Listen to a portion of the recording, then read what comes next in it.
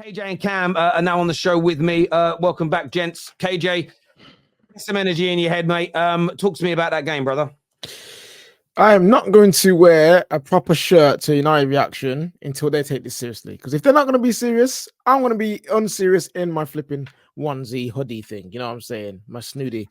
I blame mainly Ten Hag for this game. I have some frustrations at Garnacho today with that miss that was criminal. Anthony frustrated me today, and you know what? You know what's sad? Our two best players were the two youngest players on the pitch in Willie and Mainu made a mistake as well. And even with the mistake, I still thought he was better than most of our players today. He keeps making the same mistakes. Starting McTominay in the midfield with Bruno to do what exactly? It doesn't make sense. Your substitutions, he's just baffling. You need a goal, so you take off Rasmus Højlund for Rashford, who has not been playing well all season, but you're playing him in a position that we know this time in the game he's not the striker for. If we were backs against the walls, I would be like, yeah, okay, I understand bringing in Rashford so we can have a outlet on their counter attack, but we weren't. There's a lot of parts of that game where we were in their half, players in the box. Rashford ain't a box striker, so putting him there was foolishness. I don't understand why. And then brings on Eriksen too late. Honestly, it's just so infuriating. The only good thing about this game is that I got my prediction right for golden goals, and my shout 2 million is still on. That's the only good thing. But other than that, Ten Hag he just makes it hard for himself and hard for the team. And I don't see us finishing above 10th if we just continue on the way that we're going. And I don't care what people say about bring the players back once they're fit, we'll be okay.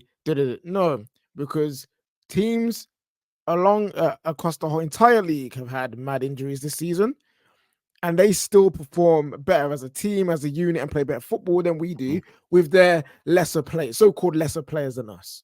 So, the players aren't good enough, cool, but I've seen managers take really poor players and get them to string two passes together. So, yeah, Ten Hag he's just making it hard, man, and he's frustrating the hell out of me. I'm not gonna lie. Mate, listen, I agree with you 110%. There's some individual players today Garnacho should have scored, but why they're lacking belief. I'm seeing a lot of people obviously come for Højlund again, saying he did very little. Thought his hold-up play, yeah, he had some moments where it was poor. He had some really good bits as well. But where are the through balls? Where are the crosses? Where are the opportunities that are being created for him? Least amount of passes 2, crosses 2, through balls attempted 4 in the Premier League. So as much as he's doing very little, it's because it's the worst we've been in attack, in my opinion, in the last 10 years. Moyes' teams, even LVG's teams were creating more, were cutting teams open more. This is the worst football. So there are individual mistakes, but I believe they are a system of how poor this manager has coached his team and this system that he is tried to implement. And there's a comment here. There's a fair call out on me. This is Terry. You said you'd be in the title race when we signed the players we did this year. I did. But if you notice, I also completely changed my mind and withdrew that statement the second I heard my manager say on multiple occasions that he isn't trying to implement his style of football at the club. Jaap Stam has even called him out for it and says, I don't understand why he's not, of course, not implementing what he did at Ajax 100% to the T.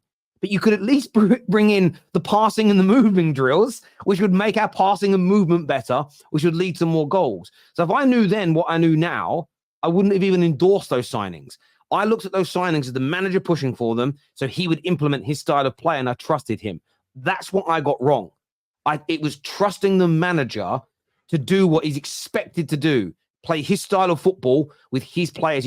And most of the purchases have been his players. They've not all been his first choices, granted. That stops you winning the league. It doesn't stop you passing and moving the ball better. And I'm going to reject any notion of that from any football fan. It tells me you haven't kicked a ball, or you barely watch football, or you're lying. Your style of play should still be visible and should improve. It doesn't mean you have to be as great as Pete Barcelona yet. I understand if you don't get all the individual players you want, you may not be the best team in the world. But to pass and move the ball better than we do now has to exist, my friend. So I hold my hands up on that one.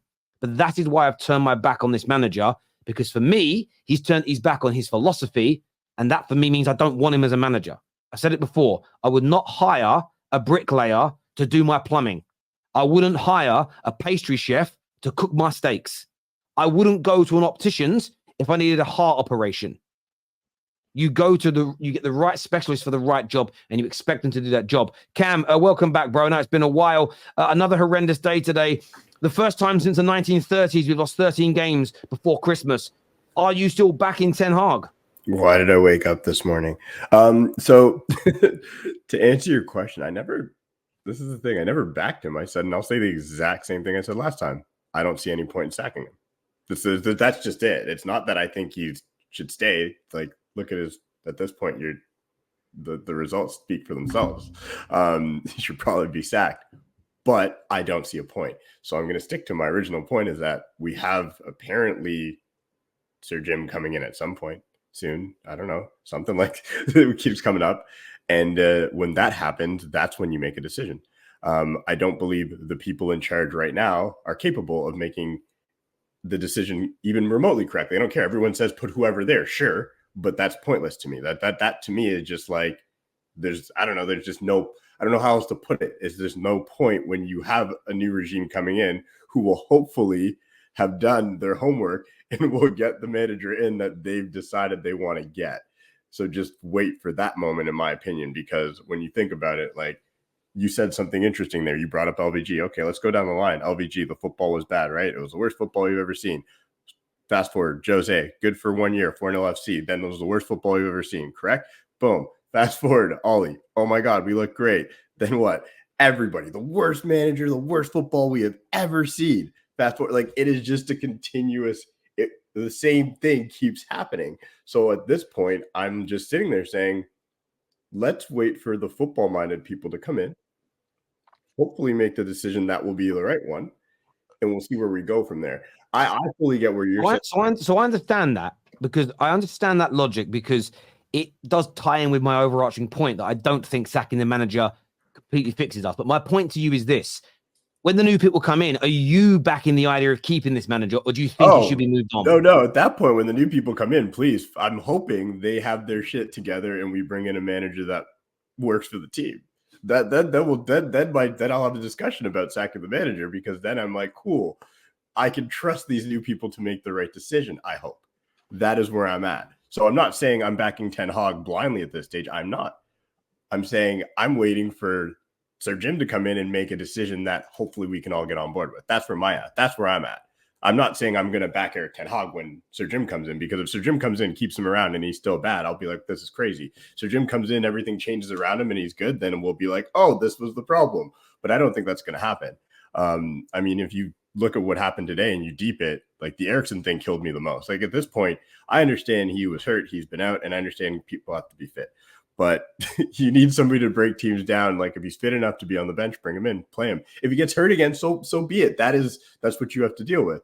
When you look out, I mean, KJ called it out. When you look at the point of bringing in Rashford, and like, Rashford should have came on for either Antony or Garnacho. If you're going to bring him on, if you want to change it, like, Garnacho wasn't having a great game. If we're going to be honest, let's be honest with ourselves. I know people like to hate on Rashford, but he scores that chance that Garnacho has, plain and simple, right? So at that point, I thought at the half Rashford was going to come in, because I was like, okay, Garnacho's been messing up. Rashford, you've had your time on the bench. Let's bring Rashford in on the left, because we're getting those opportunities where Rashford's best in. That's what I was expecting. The whole Scott McTominay thing, again, like, I don't want to be a full echo chamber, but these are on the manager. Like, I don't defend the manager blindly. Like, that's where it gets messed up. Like, so these things we're watching, and we're sitting here, you called it. I'm like, Scott McTominay literally does nothing if he doesn't score. So why is he in the team? And finally, my last point, and this is one where me and KJ in the group chat don't agree. I think Højlund needs to do a little bit more when it comes to his runs.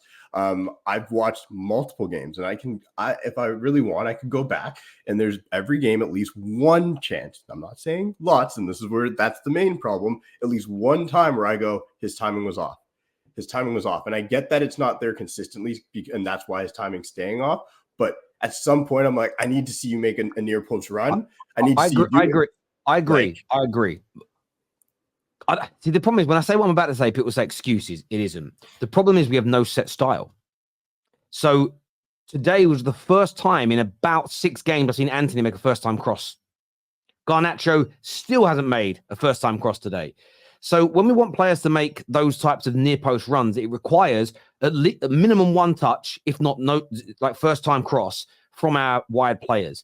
The amount of times we touch it, duck inside, move around, let the defenders set. The problem that you get into is that our strikers stop making those runs because the balls never come in. And then they do randomly, and you can tell it isn't something we're working on. And that's where I look at the manager, though, more than the players. Because the manager should be sitting there saying, right, I want, and I'm making this number up here as a hypothetical, 60% of our crosses to come first time in those areas. And if he doesn't see that, you're dropped. You put that standard out there so the players know the way we were. And then what he says is, what I want is Bruno arriving late at the back post, and Højlund, I want you to make runs, and I want you to go 40% to the near post and 60% to the back post. And just there's a way of communicating on the pitch. And then what I want the midfield players doing is making runs in opposite directions. We crowd the same areas, we don't make the right runs, and we very rarely make the right crosses. For me, Cam, I get your criticism, but from my point of view, there's no cohesion and no consistency in how we play.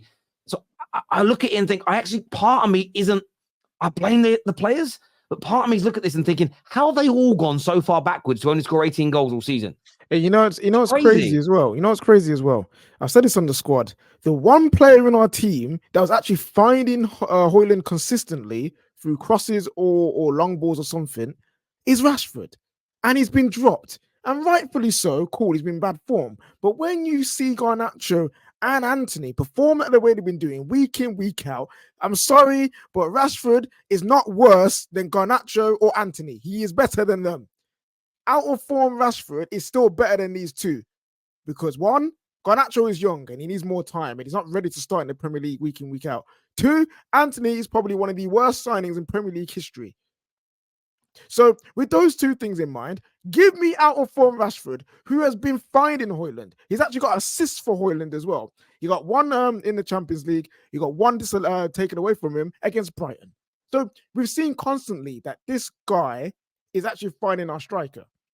I don't care if people think he's bad or he's terrible, he's out. I don't care. Because what are the other 2 doing? Bring me new wingers in the summer. Not even the summer, January. Give me wingers. Summer, give me wingers. We need at least 4. We need at least 4 new wingers. We have one, but he won't say sorry. Yeah, one won't say sorry.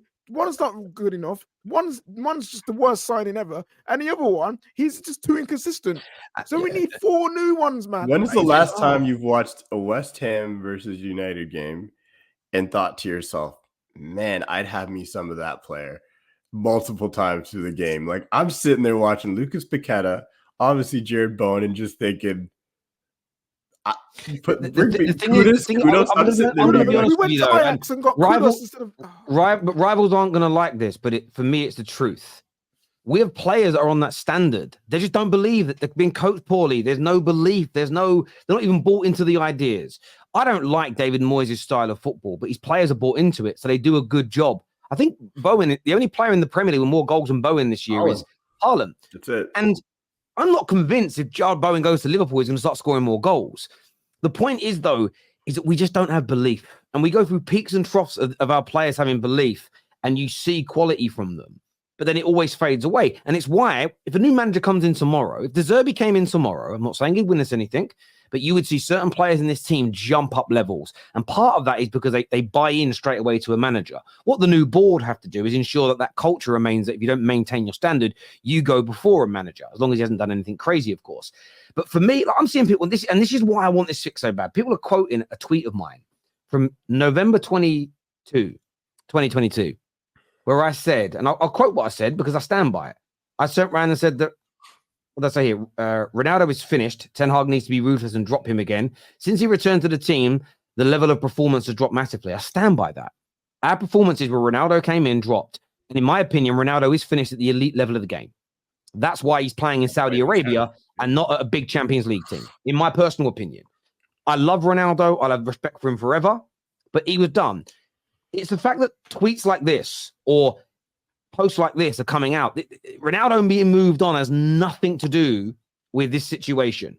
The manager has fouled, no doubt, but it doesn't mean that Ronaldo should have stayed at the football club.